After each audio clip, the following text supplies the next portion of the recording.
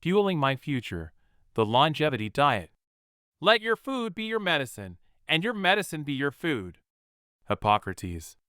I have come to understand that I very literally am what I eat. The nutrients, or non-nutrients, I consume shape my body and mind. What I eat and drink, how much, when, and even the sequence in which I eat all play a critical role in my health. There isn't one perfect diet for everyone. Instead, what works best depends on genetics, age, microbiome, environmental exposures, and personal health goals. Having interviewed dozens of scientists and physicians, conducted extensive research, and experimented on myself, I've developed a framework for my longevity diet. This chapter outlines my approach and explains why I've made these choices, enabling you to decide which habits and practices might benefit you. By making small but impactful changes, I believe anyone can enhance their health span and ensure their diet works for them. What I do not eat. No added sugar or high glycemic foods. For most of human history, sugar was a rare treat found in fruits and honey. Today, refined sugar is omnipresent and overconsumed, contributing to obesity, type 2 diabetes, heart disease, cancer, chronic inflammation, and neurodegenerative diseases. I view refined sugar as a poison and avoid it rigorously, along with simple carbohydrates and processed starches. The statistics are staggering. The average American consumes about 154 pounds of sugar annually. Sugar's addictive nature, as powerful as cocaine, is partly to blame. Research has shown that sugar triggers dopamine release in the brain, reinforcing cravings. To combat this, I've adopted several strategies, including a no sugar challenge with a supportive community. It takes about 3 weeks to reset the brain and body, but the results are transformative. No dairy, beef, or tuna. I avoid dairy because my food allergy tests revealed an immune response to casein protein, which can drive inflammation. Similarly, I steer clear of red meat, especially beef, due to its high saturated fat content and its association with cancer and cardiovascular disease. Tuna and other large fish are off my menu as well, due to their high mercury content. Mercury accumulation can have devastating effects on cognitive health. My friend Tony Robbins experienced severe health challenges linked to mercury poisoning from consuming large fish. For now, I avoid them, but I'm excited about the potential of cultivated meats, which could offer a sustainable, mercury-free alternative in the near future. What I do eat. A whole plant diet. I prioritize a diet rich in whole plants. Spinach, broccoli, Brussels sprouts, avocado, and asparagus are staples, often drizzled with extra virgin olive oil. For lunch, I typically enjoy a Greek salad with added avocado and a protein source like fish, chicken, or legumes. As Dr. Helen Messier says, I eat the rainbow to ensure I'm consuming a wide variety of phytochemicals and antioxidants that support my health. Nuts, beans, and legumes for protein. To meet my protein needs, I incorporate nuts like macadamias, walnuts, and almonds, along with beans and legumes such as lentils, chickpeas, and black beans. These plant-based proteins are nutrient-dense and align with my goal of reducing animal protein consumption. Pro tip on snacking. When hunger strikes, I reach for healthy snacks like walnuts and frozen blueberries. These are rich in antioxidants and phytonutrients, providing a satisfying and healthful alternative to sugary treats. I also keep carbonated water on hand to curb hunger during fasting periods. Consuming enough protein. Protein is a cornerstone of my diet. It's essential for building and repairing tissues, producing hormones, and supporting immune function. I aim for 1 gram of protein per pound of body weight, consuming about 150 grams daily. My protein sources include wild salmon, turkey, chicken, lentils, and protein shakes. On workout days, I'll start my morning with a high-quality protein shake and distribute my protein intake across meals to maximize muscle protein synthesis. What I do not drink. Eliminating sodas and fruit juices. Sodas, even diet varieties, are completely off my list due to their high sugar content and detrimental effects on metabolism and gut health. Similarly, I avoid fruit juices because they lack the fiber whole fruits provide, which helps regulate blood sugar levels. Alcohol in moderation. I've significantly reduced my alcohol consumption, though I occasionally enjoy a glass of red wine. While alcohol can disrupt sleep and microbiome health, its social benefits are worth acknowledging. Sharing a drink with friends fosters connection and happiness, which are critical to longevity. What I do drink. Water. Water is the foundation of my hydration strategy. I drink over 2 liters daily, starting with 2 cups first thing in the morning. On days with aerobic exercise, I add electrolyte powders to replenish essential minerals. Coffee and other hot drinks. I enjoy 1 cup of caffeinated coffee in the morning, followed by decaf or alternatives like Moroccan mint tea or MUD/WTR. These beverages provide antioxidants and health benefits without overloading my system with caffeine. How and when I eat. Fasting and meal timing. I practice time-restricted eating (TRE), typically within a 6-hour window from noon to 6 p.m. on non-workout days. This aligns with my body's circadian rhythms and helps regulate metabolism. On workout days, I'll adjust my schedule to ensure adequate protein intake. Longer fasts, such as the prolonged fasting mimicking diet, are part of my routine a few times a year to activate autophagy and support cellular repair. Meal sequencing.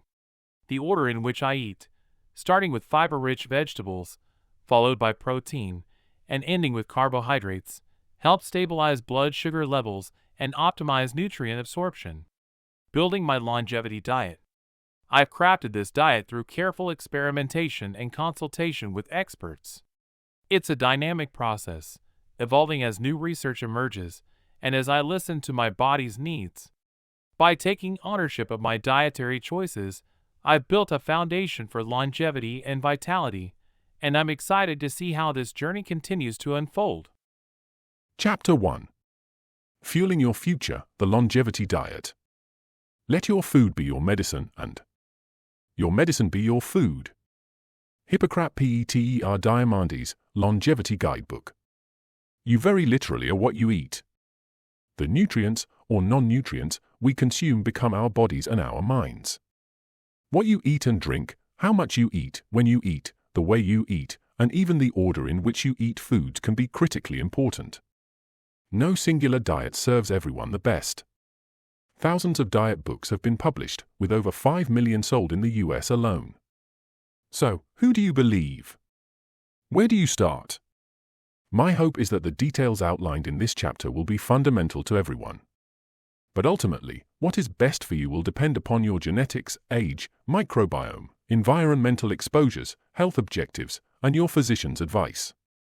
After interviewing dozens of scientists and physicians in the field, researching the topic, and experimenting on myself, below is a summary of my diet practices. Beyond what I do, I want to explain why I made these choices so you can decide what habits and practices to adopt. Without question, there are small and important steps you can take right now to increase your potential health span and ensure Peter and his PhD Ventures team. My longevity diet. What I do not eat. Your diet works for you. No added sugar or high glycemic foods. For most of human history, sugar was a rare and precious resource, primarily found in fruits and honey, which were consumed seasonally and in moderation. It wasn't until the advent of agriculture and, later, the Industrial Revolution that refined sugar became widely available. As a result, our genetics and physiology, which evolved over millions of years, are not equipped to handle the excessive and constant. 28. Fueling your future. Intake of sugar and high glycemic foods that characterize today's diet.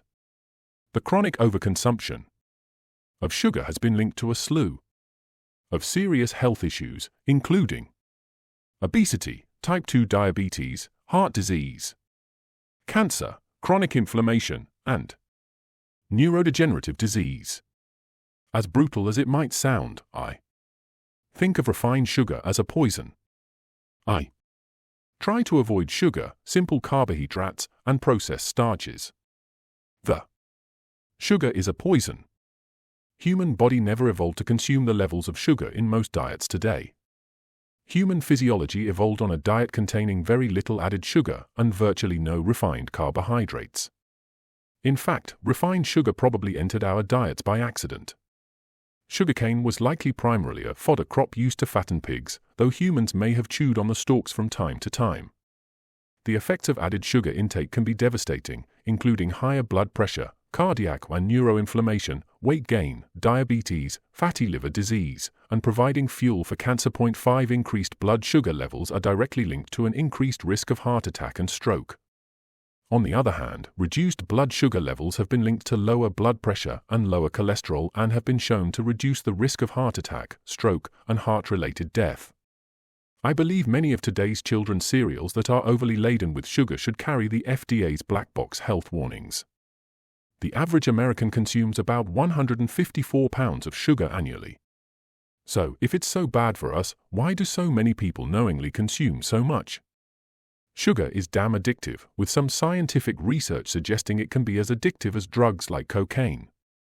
A 2007 study published in PLOS One, Public Library of Science, peer-reviewed open-access mega-journal, found that when given a choice, rats consistently preferred sugar water over cocaine, even when they were already addicted to cocaine. 6. This preference was observed in 94% of the rats tested. The addictive power of sugar lies in its ability to trigger the release of dopamine in the brain's reward center, very much like addictive drugs. According to a 2013 study in the American Journal of Clinical Nutrition, high-sugar milkshakes activated the same brain regions as cocaine in human subjects. 7 Moreover, a 2015 review in the British Journal of Sports Medicine concluded that sugar meets the criteria for a substance of abuse and may be addictive to some individuals. 8. 29. Peter Diamandis, Longevity Guidebook. So, how do you kick such a habit? Every year, as part of Abundance Summit, I'm joined by nutritionist Dr. Guillermo Rodriguez Navarrete, Fellow of the American College of Nutrition and a member of the American Society for Nutrition, to take a segment of the Abundance membership through a 22-day no-sugar challenge. We do this as a group on WhatsApp. The communal nature of doing it together is incredibly useful. It takes about 3 weeks for your brain and body to eliminate cravings for sweets and begin craving healthier foods that satisfy more of your actual nutritional needs. The good news is that you can break this addiction, and the results can be monumental. In my discussions with Mark Hyman, MD, a physician and author of the best-selling book Young Forever, he noted, when you eat sugar, it slows your metabolism down, and it increases your hunger hormones. So, you're hungrier, you're gaining weight, and you can't burn the fat. Sugar consumption increases levels of the hormone insulin, which has the primary purpose of turning that sugar into stored fat. For males, as well as females, sugar intake results in significant hormonal problems, and perhaps most shockingly, new evidence proves that sugar shrinks your brain's hippocampus, which is your memory center, leading to poor memory and reduced overall brain volume. 9 So, the next time you have a sugar craving, think about how it may literally shrink your brain cells. As Dr. Hyman remarks, 93% of Americans are metabolically unhealthy. They have high blood sugar, high cholesterol, high blood pressure, they're overweight, or they have already had a heart attack or a stroke. This means, in effect, that a mere 7% of us are in good metabolic health. And Dr. Hyman goes on to explain that it's primarily driven by our diet. Saying no to sugar can require tremendous willpower, combating the powerful signals from our brain's reward centers. And while willpower can be strong in the morning after a great night's sleep, it diminishes throughout the day for many, including myself. Over the years, I've adopted a few simple hacks to support my no-sugar diet objectives, including the following.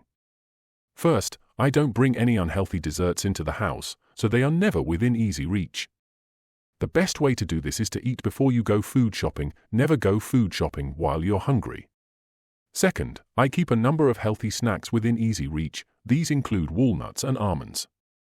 When I crave something sweet, and everyone does, on occasion, I will satisfy it with a bit of 75% dark chocolate or frozen blueberries. Third, I've developed a reflex to say no to dessert whenever it's offered. Saying no immediately before the plate ever hits the table makes it easier. 30. Fueling your future. Then resisting a slice of cake sitting on the table in front of me throughout the dinner. What else I don't eat? Dairy, beef, tuna. Beyond avoiding sugar, I don't eat dairy products or beef.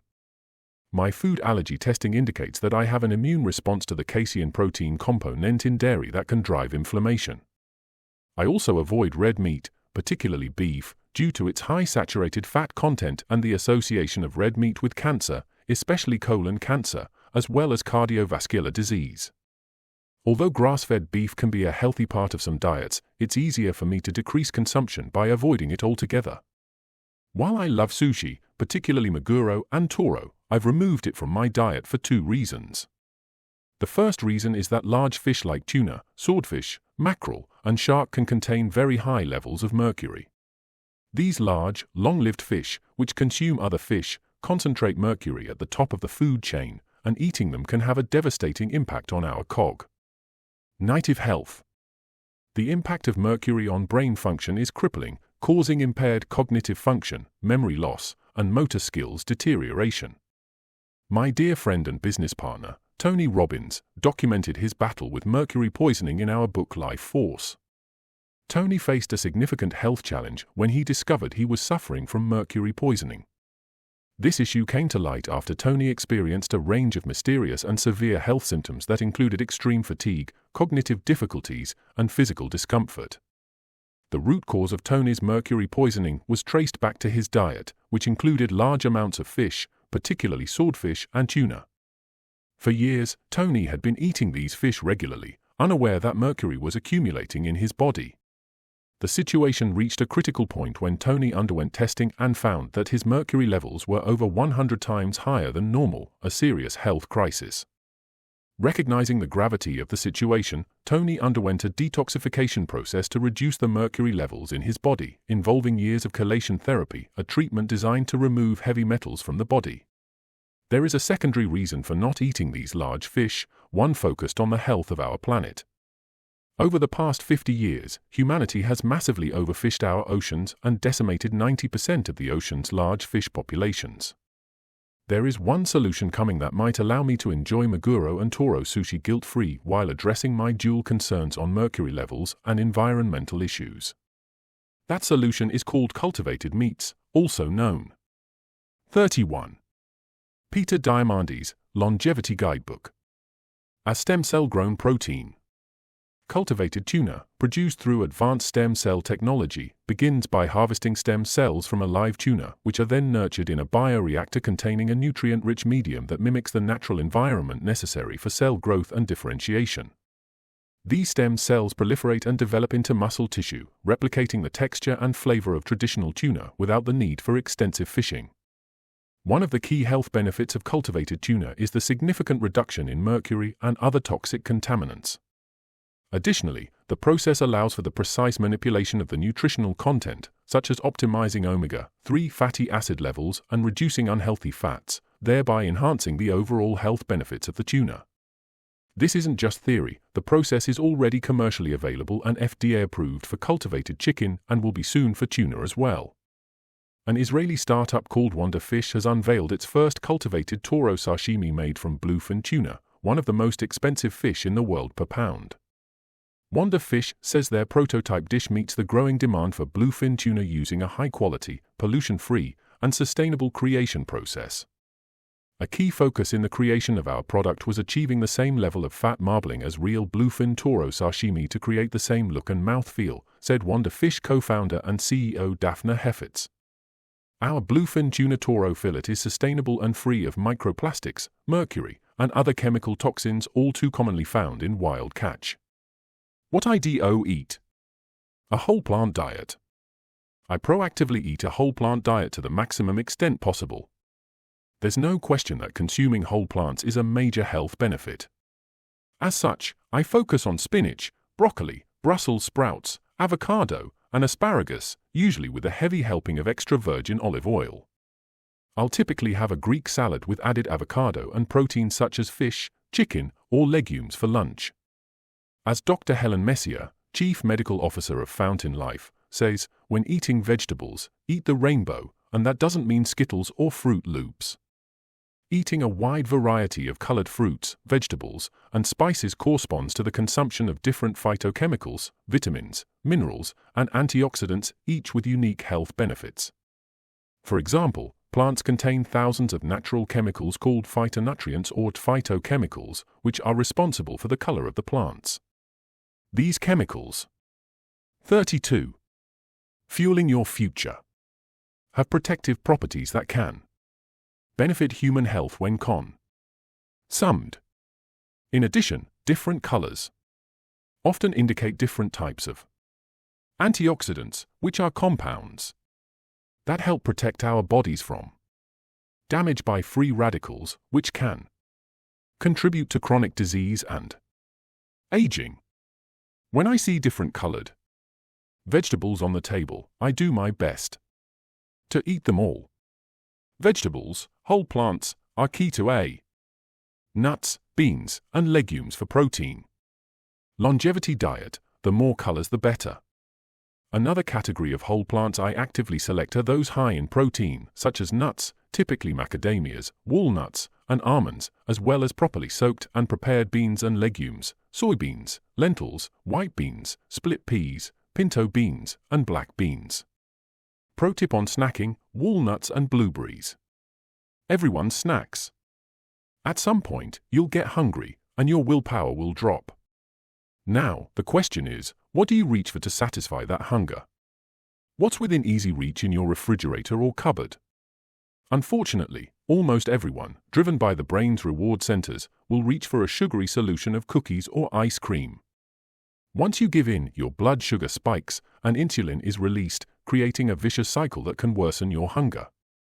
I've solved the snacking problem in 2 ways, which I mentioned a few pages ago, but it is so important that it bears repeating. First, I shop at the supermarket only after I've eaten, so I'm not tempted to purchase something I'll regret having access to when my willpower erodes. Second, I'll put healthy snacks within easy reach of my computer. At this moment, I have a large open bag of walnuts a meter away from me and a bowl of frozen blueberries in the freezer. Both are rich in phytonutrients and antioxidants, which help combat oxidative. Nuts are a great source of protein. 33. Peter Diamandis, Longevity Guidebook. Stress and reduce inflammation. They also have anti-inflammatory properties, support cognitive function, and improve cholesterol levels. Walnuts also contain heart-healthy omega-3 fatty acids. Another hack I've used, especially when I'm in the midst of a fast, is consuming no-calorie sparkling water, since the carbonation helps fill my stomach and helps me to feel satiated. Consuming enough protein. Protein is an essential building block of life.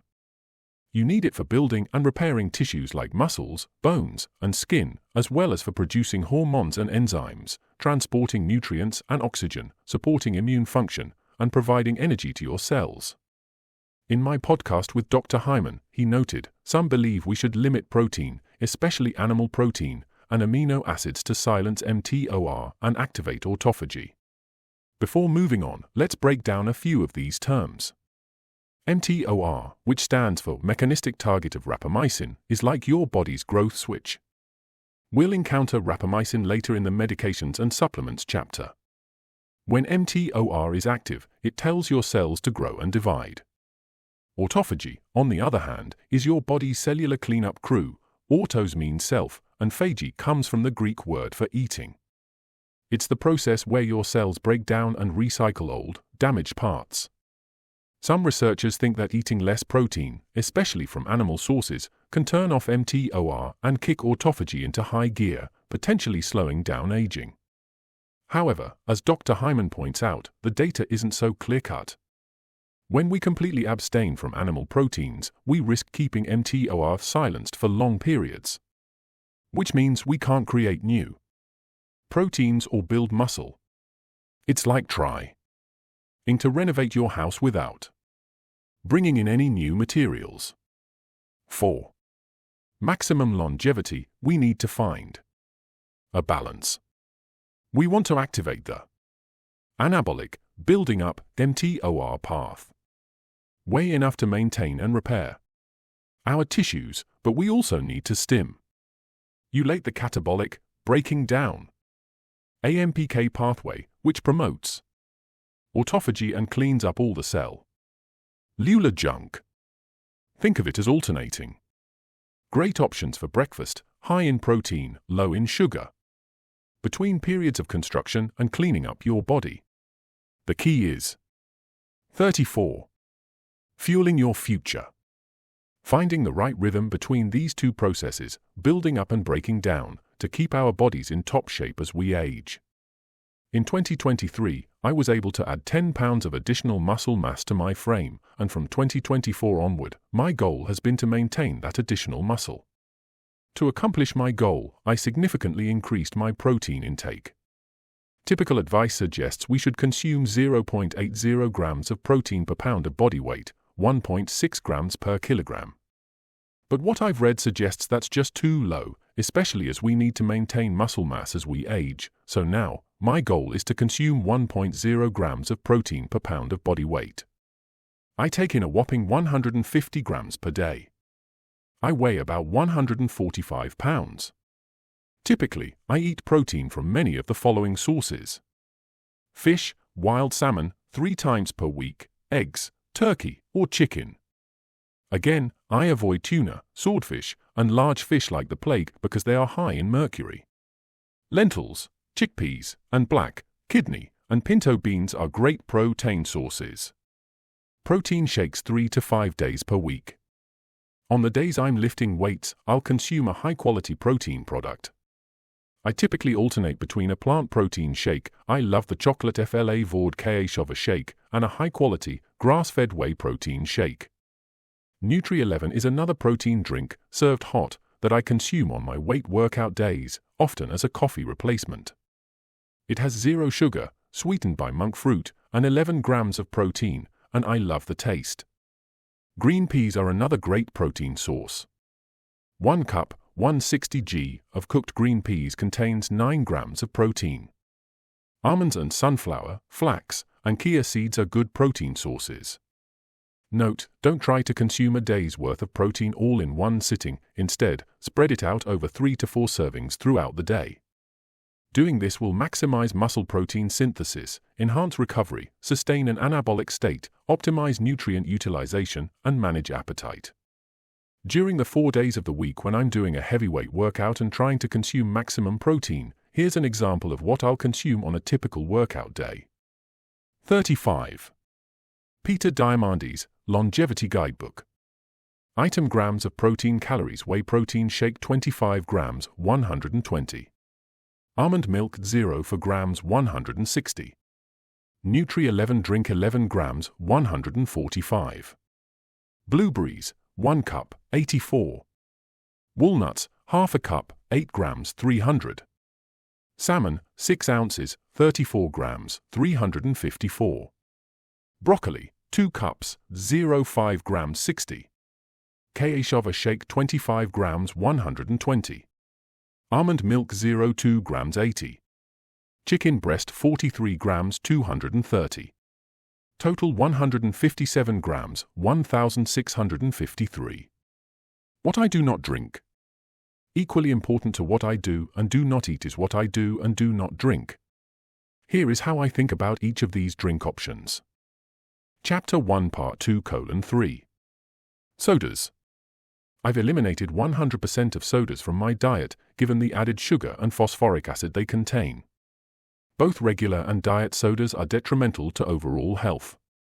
A single 12-ounce can of soda typically contains about 39 grams of sugar, which is equivalent to approximately 9.3 teaspoons of sugar.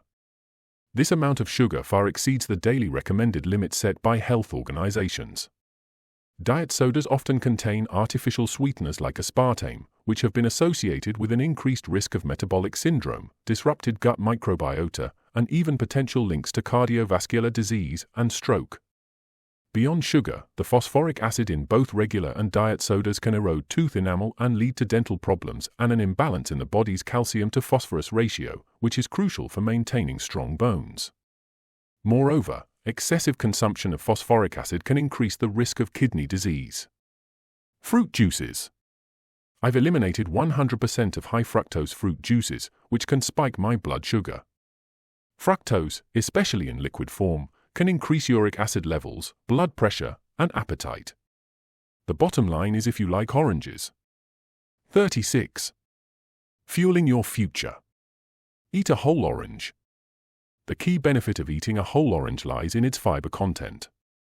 Fiber slows down the absorption of sugar into the bloodstream, helping regulate blood sugar levels and promoting digestive health.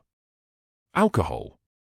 My father's favorite saying was pan metron ariston, which translates to everything in moderation and is attributed to the ancient Greek philosopher Cleobulus of Lindos, one of the 7 sages of Greece. But when it comes to alcohol, the question is, how much is too much? I've eliminated almost all of my alcohol intake, save for an occasional glass of red wine. I love a one. On a biochemical basis, alcohol truly has very little medicinal benefit and is a major driver of microbiome disruption and leaky gut. The challenge, of course, is that drinking alcohol, which is typically an evening and late-night event, can also disrupt sleep and, over time, cause insomnia by interfering with the body's system for regulating sleep. Even though alcohol can initially cause us to be sleepy, it will disrupt ongoing sleep. That being said, alcohol has positive side effects that are worth acknowledging. Many people who live long, healthy lives often also consume alcohol in moderation. While the alcohol itself may be detrimental to some aspects of our health, the social interactions that typically take place while sharing a glass of wine or your drink of choice can be beneficial to mental and emotional health. More quality time spent with friends leads to a happier and more fulfilled life. What I do drink? Water. I aim to drink 2+ liters of water daily, prioritizing fresh spring or sparkling water. In the morning, I'll drink 2 cups of water first thing on an empty stomach. The benefits are many, including replenishing fluids lost overnight, kickstarting hydration for the day, stimulating your metabolism, helping flush out toxins, enhancing cognitive function, preparing your digestive system for the day, and promoting regular bowel movements. On days when I'm focused on aerobic exercise, I'll mix LMNT electrolyte powder into a liter of water to replenish essential electrolytes, including sodium, potassium, and magnesium. I love their chocolate flavor. 37. Peter Diamandis, Longevity Guidebook. Coffee and other morning hot drinks. In medical school, I would average 5 or more cups of coffee per day, always black without cream or sugar. I recently learned from my genetics that I'm a slow metabolizer of caffeine, much to my surprise, and getting more than a cup of caffeinated coffee per day probably isn't in my best interest. So, these days, I typically switch to decaffeinated after my first cup of coffee. While most of us think of coffee as a stimulant, it actually has several health-related benefits independent of caffeine. Coffee is one of the largest sources of antioxidants in the typical diet. These antioxidants, such as chlorogenic acid and polyphenols, help combat oxidative stress in the body, reducing the risk of developing and dying from chronic diseases like heart disease, cancer, and diabetes. Regular coffee consumption has been associated with a lower risk of neurodegenerative diseases such as Alzheimer's and Parkinson's. However, if you are a slow caffeine metabolizer like me, the caffeine can increase your heart rate and cause jitteriness. There is even some evidence that drinking a lot of caffeine in slow metabolizers can increase your risk for heart disease. 10. As an alternative to coffee, I will typically have a mug of hot Moroccan mint tea, a green tea, that I will sweeten with 100% pure monk fruit extract, no calories and a taste I enjoy. In addition, I will occasionally enjoy MUD/WTR, a black tea powder containing a number of beneficial mushrooms, or a hot mug of Nutri-11, high in protein with no sugar or carbs. The surprising benefits of 3 to 5 cups per day. A September 2024 article published in Medscape shared surprising outsized benefits of significant coffee consumption. Titled Coffee's Sweet Spot, Daily Consumption and Cardiometabolic Risk, the article summarized a comprehensive study published in the Journal of Clinical Endocrinology and Metabolism, leveraging data from the UK Biobank. 11. The study found that consuming 3 to 5 cups of coffee per day could lead to a 15% reduction in cardiovascular risk compared to non-drinkers. Intriguingly, The research went beyond mere association, delving into the metabolomic effects of coffee consumption. Analysis of 168 individual metabolites showed 38. Fueling your future. That coffee intake significantly altered 80 of these, potentially explaining its cardioprotective effects. Notably, coffee consumption was linked to lower levels of VLDL cholesterol and saturated fatty acids, both known as risk factors for heart disease. The study also found similar benefits for tea and caffeine intake, suggesting that the positive effects may not be limited to coffee alone. While the research presents compelling evidence for coffee's health benefits, it's important to note the distinction between black coffee and high-calorie, sugary coffee drinks. This study adds to a growing body of evidence supporting moderate coffee consumption as part of a healthy lifestyle. How and when I eat, fasting, timing, and calories. Slowing down, breathing deep, and vitamin O. Have you ever heard of vitamin O? Dr. Helen Messier calls this taking a deep breath of oxygen at the start of a meal to activate your parasympathetic, rest and digest system and eating slowly and mindfully. You can feel your entire nervous system relax when you take 3 deep breaths through your nose. Give it a try. In this state, you're putting your digestive system in the ideal state for receiving nutrients. You're telling your body it's time to relax and fuel up. Unfortunately, in this fast-paced, 24/7 world, most of us are doing the opposite, eating on the run, chowing down food while driving, answering emails, or, worst of all, eating while watching the dystopian evening news on TV. Eating under stressful situations activates your sympathetic nervous system TEM, which is the worst way to digest your food. During a sympathetic state, the body is in a fight or flight mode, characterized by increased heart rate, elevated stress hormones, and reduced blood flow to the digestive organs. This state impairs digestion and nutrient absorption, diverting energy away from the gastrointestinal system and toward dealing with perceived threats. To maximize both enjoyment and the healthy absorption of nutrients and fully digest your meal, activating your parasympathetic system is critical. To do this, take a few deep breaths to slow down your heart rate and increase your oxygen intake at the start of any meal. This is why, in many cultures, people say grace or share what they're grateful for at the beginning of a meal.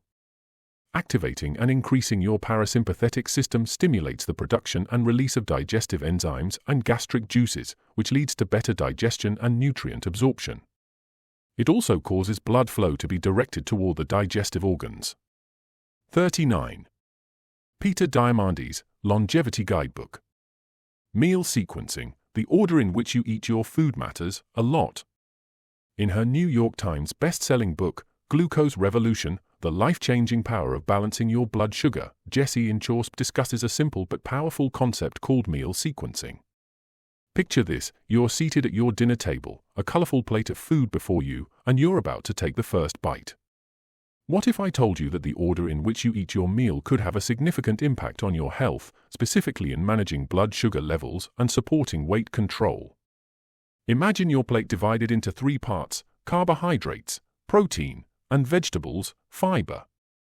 Now, let's arrange them in a way that can transform your eating experience and impact health and weight gain. First in line, fiber-packed vegetables. Begin your culinary journey with the vibrant, fiber-filled bounty of non-starchy vegetables. Think kale, broccoli, bell peppers, and spinach. The more colorful, the better. Starting with your vegetables serves 2 important objectives. First, it kickstarts your meal with a burst of nutrients and hydration, making you feel more satisfied from the get-go.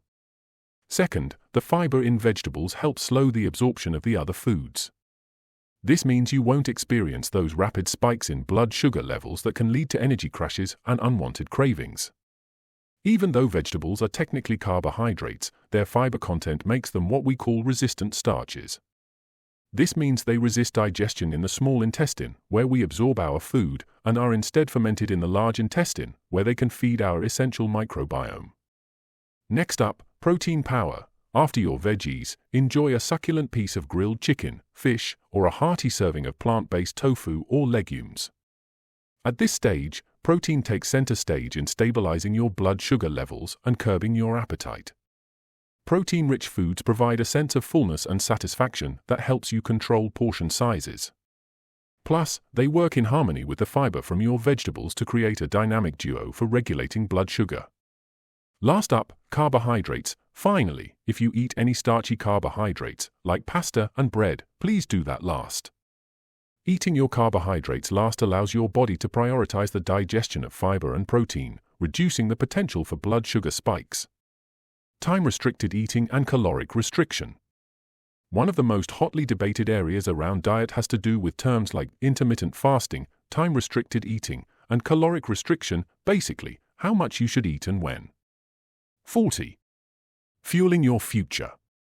When you ask longevity experts, like David Sinclair, PhD, and Eric Verdin, MD, CEO of the Buck Institute, they'll tell you that eating less is one of the most powerful ways to extend health span and lifespan.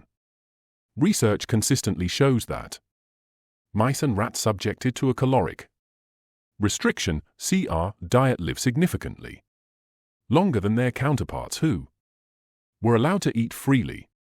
These animals not only live longer but also show delayed onset of chronic diseases such as cancer, cardiovascular disease, and neurodegenerative dis. Image from Caloric Restriction Delays Disease Onset and Mortality in Rhesus Monkeys by Ricky J. Coleman, et al., 2009. Orders.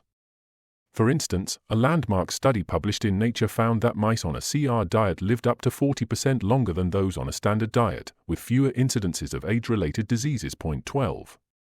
Closer to humans is a well-known study conducted by the National Institute on Aging on rhesus monkeys. 13. In this study, monkeys fed just 30% less monkey chow, i.e., 30% fewer calories, showed a reduced incidence of diabetes, cardiovascular disease, and cancer.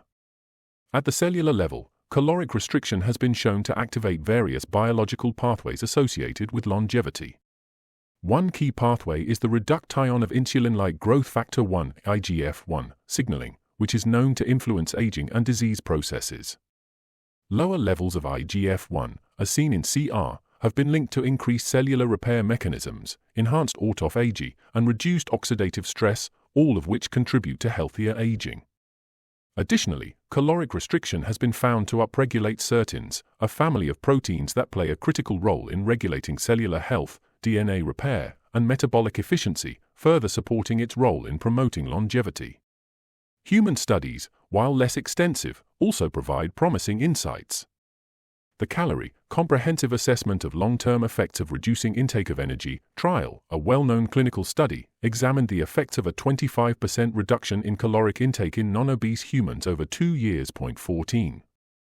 The results showed improvements in markers of cardiovascular health and insulin sensitivity and reduced oxidative stress, all of which are associated with increased lifespan and reduced risk of chronic diseases. In summary, the scientific evidence strongly supports the idea that eating less, through caloric restriction, can be an effective pro-longevity protocol. By 41. Peter Diamandis, Longevity Guidebook. Reducing caloric intake, individuals may extend their lifespan and improve their overall health, delaying the onset of age-related diseases and enhancing the quality of life as they age. Professor Sinclair puts it this way: the most important eating habit for longevity is to eat less often. It's not just what you eat. It's also when you eat, and this constant eating of 3 meals a day plus snacks is making us age faster than we need to. I like to eat within a period of about 6 hours a day. Over time, I learned to skip meals. I'm not always successful. Sometimes, I have breakfast when I'm in a beautiful place, but my goal is to not eat a large meal until dinner, and then I eat a very healthy vegan meal. So what's the science behind the benefit of the time-restricted feeding?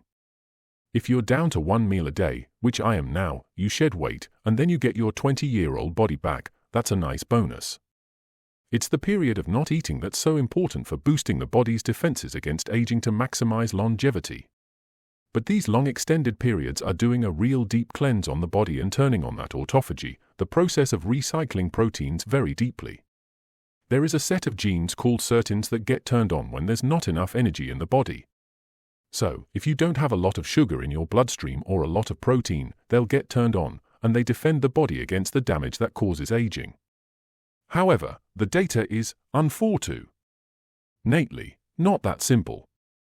In Peter Attia's book Outlive, he reports on a 2020 clinical trial known as the TREAT Time-Restricted Eating for Weight Loss study published in JAMA Internal Medicine, in which 116 overweight or obese adults were divided into two groups. One group followed a time-restricted eating (TRE) regime where they ate within an 8-hour window from 12 p.m. to 8 p.m., and the other group followed a consistent meal timing (CMT) pattern, eating 3 structured meals per day. The study's primary goal was David Sinclair, Ph.D., professor, Harvard Medical School. He doesn't look 55 years old, does he? To determine if the 16:8 TRE regimen led to greater weight loss and improvements in cardiometabolic. 42. Fueling your future health compared to the CMT group. Over the 12 weeks, both groups experienced a modest weight reduction, but the difference between the two groups was not statistically significant. There was, however, serious and, in my opinion, valid criticism of the trial, arguing that the study only tested a single TRE window, 12 to 8 p.m., and did not explore other fasting windows that might align better with the body's circadian rhythms. Research suggests earlier eating windows, such as 8 a.m. to 4 p.m., might be more effective for weight loss and metabolic health. Second, the study did not directly measure participants' caloric intake, leaving uncertainty about whether the TRE group actually consumed fewer calories than the control group. Third, the 12-week duration of the study is considered too short by some experts to fully assess the long-term effects of TRE on weight loss and metabolic health. So, what should we make of this data? How should we think about this? I go back to our evolutionary past. For millions of years, our ancestors lived as hunter-gatherers, often experiencing many periods of food scarcity, often interspersed with periods of abundance. This lifestyle meant humans evolved to thrive in environments where food was not always readily available, and fasting was a natural part of life. This evolutionary background suggests that our bodies are well adapted to periods of caloric restriction and intermittent fasting, potentially explaining why these practices can lead to health benefits, such as improved metabolic function, increased insulin sensitivity, and enhanced cellular repair mechanisms through processes like autophagy. Part 3:3. Our challenge is that the constant availability of high-calorie, processed foods combined with our primarily sedentary lifestyle diverges sharply from the environments in which our ancestors evolved. My eating strategy. I've adopted a number of strategies that work for me. First and foremost, my goal is to eat mindfully and, in so doing, to reduce my overall caloric intake. This plan includes for key things: first, drinking a full glass of water at the beginning of my meal; second, limiting how much I put on my plate and resisting the desire to get seconds until my stomach has caught up with my brain; third, eating slowly and enjoying every bite; and fourth, chewing every bite 10 or more times. In addition, I have chosen to participate in time-restricted eating, but I do this in coordination with my workout routines. See Chapter 2 on exercise and Chapter 7 on routines. 43. Peter Diamandis, Longevity Guidebook. TRE days: 18 off, 6 on Monday, Tuesday, and Friday. Most people participating in time-restricted eating tend to skip breakfast and eat a normal lunch and dinner, thinking that the total length of the fast is more important than when the fasting period occurs. Most of us have more willpower in the morning to skip a meal and tend to enjoy a normal dinner time with friends and family, which is definitely the case for me. In reality, eating breakfast and lunch and skipping dinner is better for controlling our metabolism and more aligned with our clock genes, since we are most insulin sensitive in the morning and more insulin resistant in the evening. The bottom line is a 6-hour eating period is healthier, from a metabolic perspective, between 8 a.m. and 2 p.m. rather than 2 p.m. and 8 o'clock p.m. If you can do this, more power to you. I have 2 13-year-old boys and desire to dine with them, so skipping dinner has proven challenging.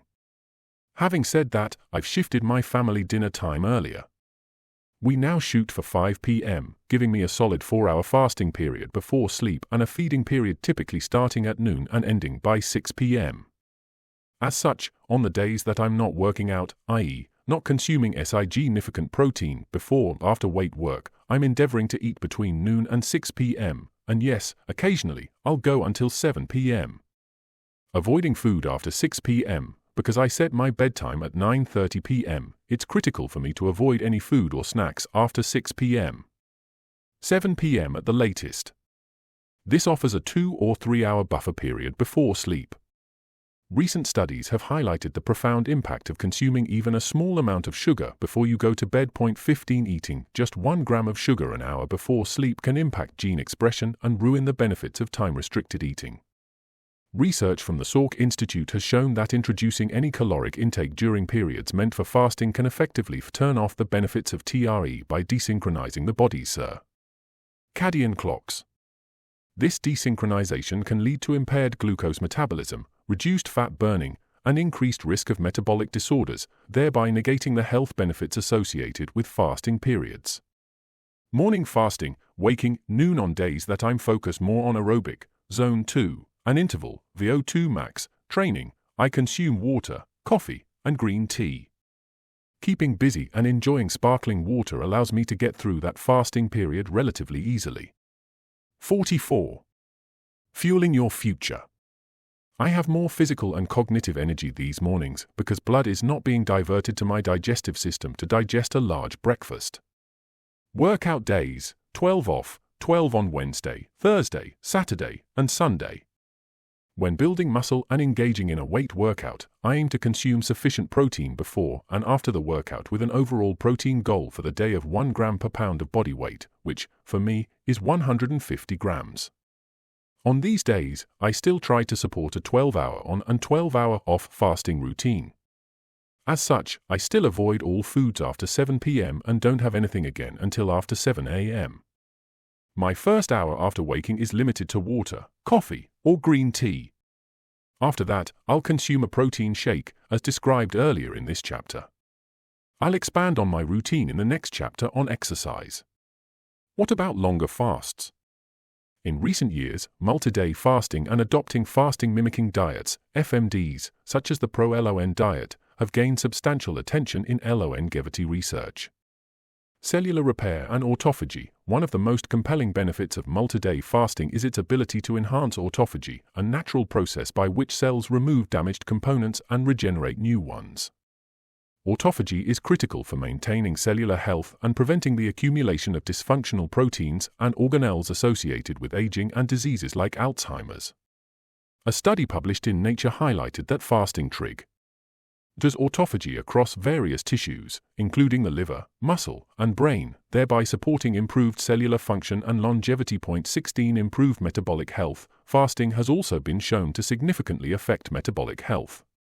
Research published in Cell Metabolism demonstrated that periodic fasting can improve insulin sensitivity and stabilize blood sugar levels, reducing the risk of type 2 diabetes and other metabolic disorders. 17 Even without weight loss, fasting was found to reduce visceral fat and improve metabolic markers, underscoring its benefits beyond mere calorie reduction.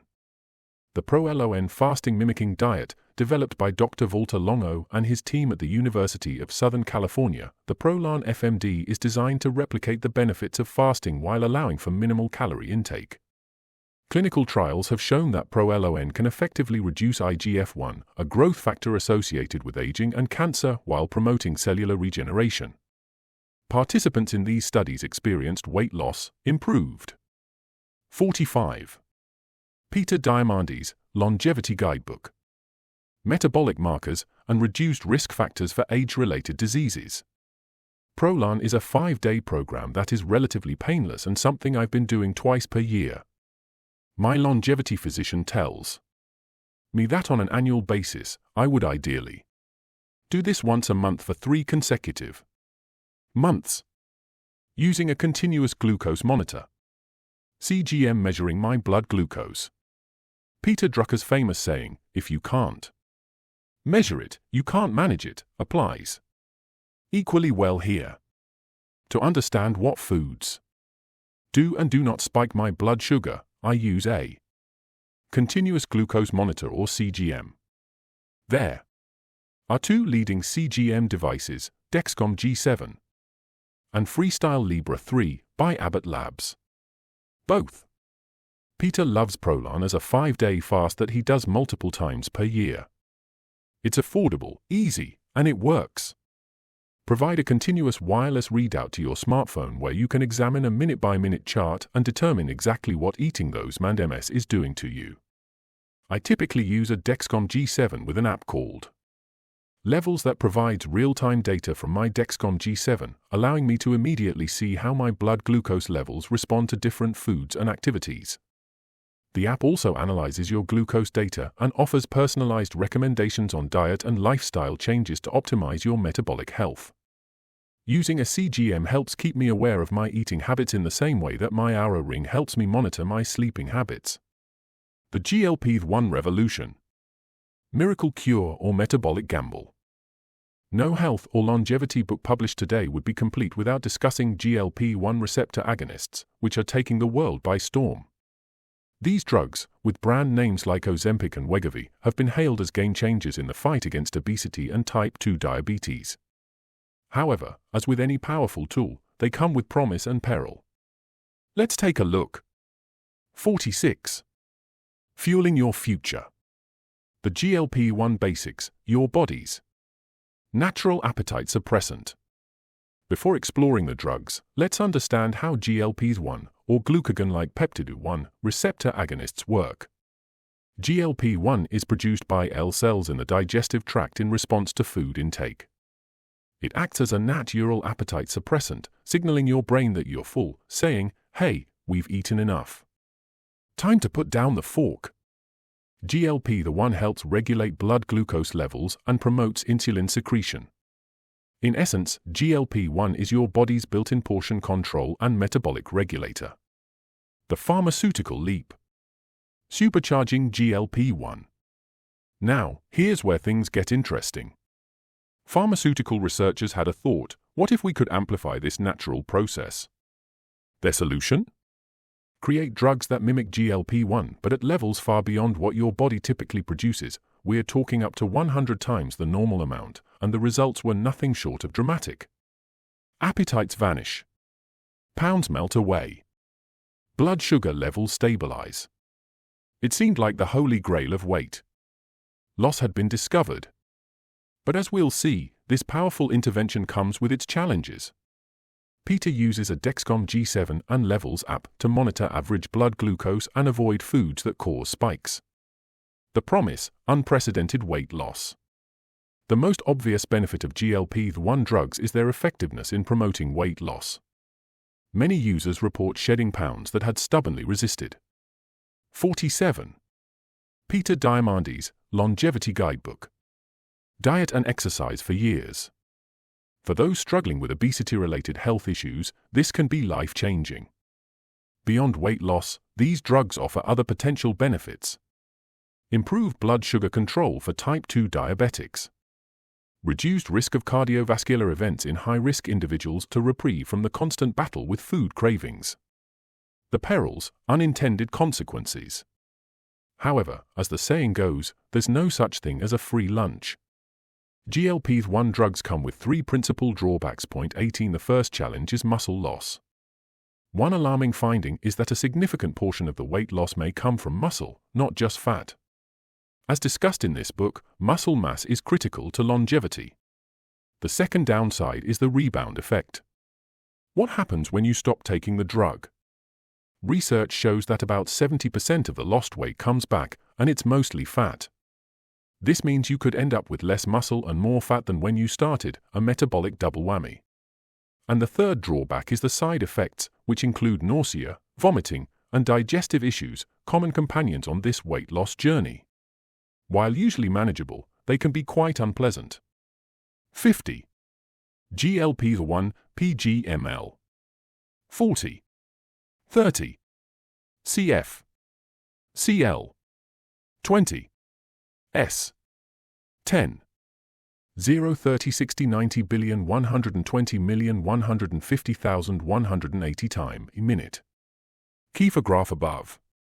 CF, solid line, means carbs first, GLP-1 drops after 60 minutes, CL, dotted line, means carbs last, GLP-1 stays up for at least 3 hours, S, dashed line means all foods eaten together. 48. Fueling your future. Navigating the GLP-1 landscape. If you're considering GLP-1 drugs or are already taking them, here are 3 strategies to maximize benefits and minimize risks. First is weightlifting. Resistance training is your new best friend. Aim for at least 3 sessions a week to preserve that precious muscle mass. The second is sufficient protein consumption. Target 1 gram of protein per pound of body weight daily. And third, build healthy habits. Use your time on this drug to build sustainable eating and exercise routines. The drug should be a tool, not a crutch, in your health journey. How to build your GLP-1 naturally. What if I told you that you could increase your GLP-1 levels without a prescription? Here are some evidence-based strategies. 1. The sequence secret, as men. Tie-in earlier in this chapter. Eat your food in the following order: vegetables first, then proteins and fats and starches and sugars last. This simple switch can boost your post-meal GLP-1 levels by up to 38%. 2. Chew your food a lot. Take your time and chew thoroughly, at least 10 times per bite. Your L cells need time to sense the food and release. 200 mg Eriomin tested against a placebo. Clinical trial PMID 357-6695. GLP-1. How often do you get overstuffed because you don't feel full until later? 3. Yerba Mate Magic. This South American beverage isn't just a tasty caffeine alternative, it's also a GLP-1 booster. 4. Lemon Power. Iriocitrin. The lemon extract in Eriomin tells your L cells to produce more GLP-1. Concentrated supplements like Eriomin have shown promising results in clinical trials. 5. Move your body. Regular exercise, especially high-intensity interval training, can naturally increase GLP-1 levels. 49. Peter Diamandis, Longevity Guidebook. Dean Ornish and the Power of Lifestyle Medicine. We mentioned earlier that your genes only account for 7 to 30% of your longevity. That means your lifestyle has a profound effect on your health. But can your lifestyle alone reverse heart disease, extend your telomeres, and reverse dementia? Dean Ornish, MD, the renowned physician, researcher, and tireless pioneer in lifestyle medicine, has demonstrated that the answer is a resounding yes. Dr. Ornish has been a dear friend for nearly 2 decades, and he is someone whose work I wish to celebrate in this book. I've added this discussion on his research at the end of the chapter on longevity diet to introduce these concepts early. However, Dean's work could have easily also gone into the chapters on exercise and mindset. Ornish, who many consider the father of lifestyle medicine, has repeatedly demonstrated that comprehensive lifestyle changes not only prevent but also reverse chronic diseases in areas such as coronary heart disease and even dementia. He has written multiple best-selling books on the topic, including his latest Undo It: How Simple Lifestyle Changes Can Reverse Most Chronic Diseases, co-authored by Ann Ornish. Dean's 45 years of peer-reviewed research has been published in the most prestigious medical journals, and in 2024, that culminated in a CNN documentary produced by Dr. Sanjay Gupta and broadcast on The Anderson Cooper Show. Ornish's approach, often referred to as the Ornish Lifestyle Medicine Program, focuses on 4 key areas. 1. A low-fat, whole food, plant-based diet low in sugar and refined carbs. 2. Regular exercise. 3. Stress management techniques such as meditation. 4. Social and community support. In his landmark study published in 1990 in The Lancet, Ornish showed for the first time that patients with severe coronary artery disease who followed his program experienced a reduction in chest pain by 91% within just weeks. 19 More impressively, after 1 year, 82% of patients in the lifestyle change group experienced reversal of their coronary atherosclerosis, whereas the control group recorded a 53% progression in the disease. In a follow-up study published in the Journal of the American Medical Association in 1998, Ornish demonstrated that these lifestyle changes could produce sustained improvement over a 5-year period. 20 patients following his program showed a 7.9% relative improvement in coronary artery. 50. Fueling your future. blockages after 5 years, while those in the control group experienced a 27.7% relative worsening. Ornish's work extends beyond heart disease. In studies published in 2008 and 2013, he showed that these lifestyle changes could actually increase telomerase activity by 29% in just 3 months and, for the first time, significantly lengthen telomeres after 5 years. 21 telomerase is an enzyme that repairs and lengthens telomeres, the specialized DNA sequences located at the ends of chromosomes, which are associated with longevity. Furthermore, Ornish's program has been shown to impact gene expression.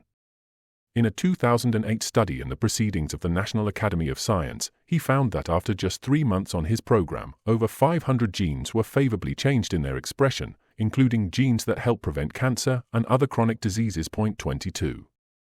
The success of Ornish's approach has led to its adoption by many healthcare providers and insurance companies. In 2010, Medicare began covering Dr. Dean Ornish's program for reversing heart disease as an intensive cardiac rehabilitation program, making it more accessible to millions of Americans, now offered virtually via Zoom. Building on this, Ornish's latest research, published in 2024 in Alzheimer's Research and Therapy, marks a significant breakthrough in Alzheimer's treatment. 23 In a randomized control trial, patients with mild cognitive impairment or early dementia due to Alzheimer's who followed Ornish's intensive lifestyle intervention showed, for the first time, statistically significant improvements in cognition and function after just 20 weeks. The intervention group demonstrated significant differences in 3 out of 4 standard cognitive tests used in FDA drug trials, with the 4th test showing borderline significance. Key findings from the Alzheimer's study include: 1. 71% of patients in the intervention group improved or remained stable, while 68% in the control group worsened and none improved. 2. Patients reported regaining lost cognitive abilities, such as reading comprehension and financial management skills. 3. A dose-response correlation was observed between the degree of lifestyle changes and improvements in cognition and function. 4. Significant improvements were seen in key blood-based biomarkers, including the A4:40 ratio, a measure of amyloid in Alzheimer's disease. 5. The intervention group showed beneficial changes in gut microbiome composition related to Alzheimer's risk. 51. Peter Diamandis, Longevity Guidebook. Today, Ornish's research continues to demonstrate that lifestyle medicine can be a powerful tool in preventing and often reversing many chronic diseases, potentially offering a more accessible and cost-effective approach than traditional pharmaceutical interventions. I urge you to check out Dr. Ornish's work and programs at ornish.com. 52. Fueling my future, my longevity diet. Let your food be your medicine, and your medicine be your food. Hippocrates. I have come to understand that I very literally am what I eat. The nutrients, or non-nutrients, I consume become my body and my mind. What I eat and drink, how much I eat, when I eat, and even the sequence in which I eat all play a critical role in my health. Through my research and personal experience, I've learned there isn't one perfect diet for everyone. Instead, what works best depends on genetics, age, microbiome, environmental exposures, and personal health goals. After deeply studying the research, interviewing dozens of scientists and physicians, and experimenting on myself, I've developed my personal framework for longevity through diet. I've made specific choices about what I eat and don't eat, and I understand exactly why I've made each choice. This framework guides my daily nutritional decisions and has transformed my relationship with food. What I do not eat. No added sugar or high glycemic foods. I've learned that for most of human history, sugar was a rare treat found in fruits and honey. Today's omnipresent refined sugar contributes to obesity, type 2 diabetes, heart disease, cancer, chronic inflammation, and neurodegenerative diseases. I view refined sugar as a poison and rigorously avoid it, along with simple carbohydrates and processed starches. The statistics that drove my decision are stark. The average American consumes about 154 pounds of sugar annually.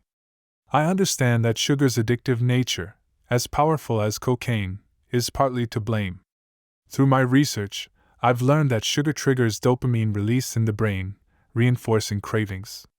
To combat this, I've participated in no sugar challenges, with supportive communities.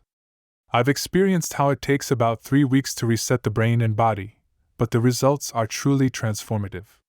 To maintain my no-sugar lifestyle, I've developed several effective strategies. I never bring unhealthy desserts into my house, eliminating easy access to temptation. I keep healthy snacks within easy reach, particularly walnuts and almonds. I've developed an automatic reflex to say no to dessert before it even reaches the table. When I do crave something sweet, I occasionally satisfy it with 75% dark chocolate or frozen blueberries. No dairy, beef, or tuna. Through food allergy testing, I discovered I have an immune response to the casein protein in dairy that can drive inflammation.